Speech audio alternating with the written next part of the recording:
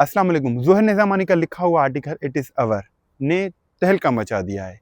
ये ट्रिब्यून में छाया हुआ आर्टिकल जिसमें पाकिस्तानी मीडिया और बाहर मीडिया के लोगों ने मुख्तलिफ तरीके से इसको प्रेजेंट करना शुरू किया है। पहले तो हम देखेंगे इस आर्टिकल में क्या लिखा हुआ है और ज़ोहर निज़ामानी है कौन। ज़ोहर निज़ामानी एक पाकिस्तानी PhD होल्डर हैं जो क्रिमिनोलॉजी में अपनी डिग्री परस्यू कर रहे हैं और वो द ट्रिब्यून में बहुत टाइम से लिख रहे हैं पाकिस्तान के लिए और मुख्तलिफ इशूज़ के ऊपर भी वो लिखते हैं।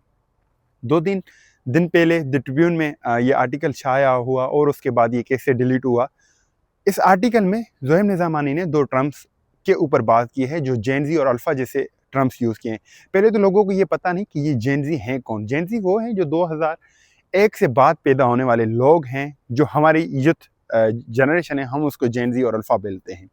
वो किस मसाइल का सामना करती है उसमें वो डिस्कस किया है। फिर उसने एक जो मेन नैरेटिव क्रिएट किया है कि स्टेट जो है वो नैरेटिव यूज़ करती है और क्रिएट करती है पैट्रियोटिक, जिसमें वो कॉलेजेस और यूनिवर्सिटी स्कूल्स में सेमिनार्स अरेंज करते हैं कि वो means pro state narrative use करें। उसको लेकर बहुत से सहाफ़ी हज़रात जो पाकिस्तान में हैं या बाहर बैठकर पाकिस्तान के ख़िलाफ़ लिखते हैं, बोलते हैं, उन्होंने इसको एक टूल के तरीके से यूज़ किया है।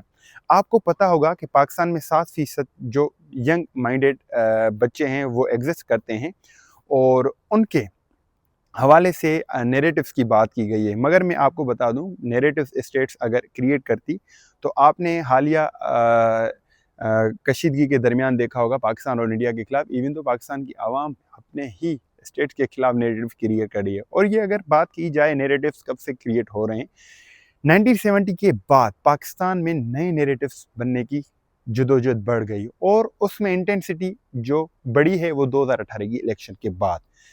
ये नैरेटिव्स पॉलिटिकल लीडर्स और पॉलिटिकल पार्टीज के दरमियान से क्रिएट होते हैं स्टेट के खिलाफ, ना कि स्टेट अपनी फेवर में क्रिएट करती। अगर आपको पता हो, क्योंकि हम हबुल वतनी हैं, हमारी स्टेट है, ये हमारी जान है।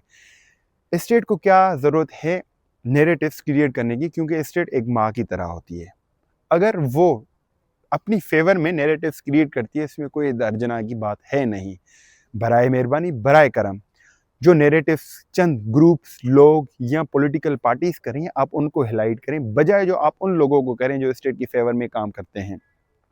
ज़ोहर निज़ामानी एक PhD होल्डर होते हुए पूरे आर्टिकल को मैंने 2 से 3 बार पढ़ा। मैंने कहा मैं कोशिश करूं कोई ऐसी फैक्ट्स और फिगर या रिसर्च बेस उसने स्टेटमेंट दी हो।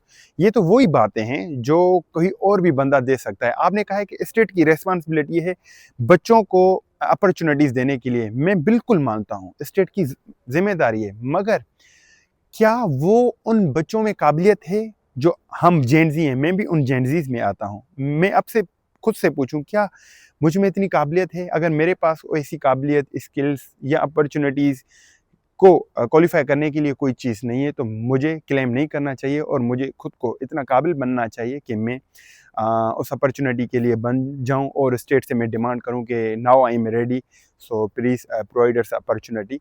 और मैं आप सबके इस मीडिया के तसल्सल से दरख्वास्त करूंगा कि बजाय जो आप नैरेटिव्स क्रिएट करें, ये खुद एक आर्टिकल ने नैरेटिव्स क्रिएट किए हैं।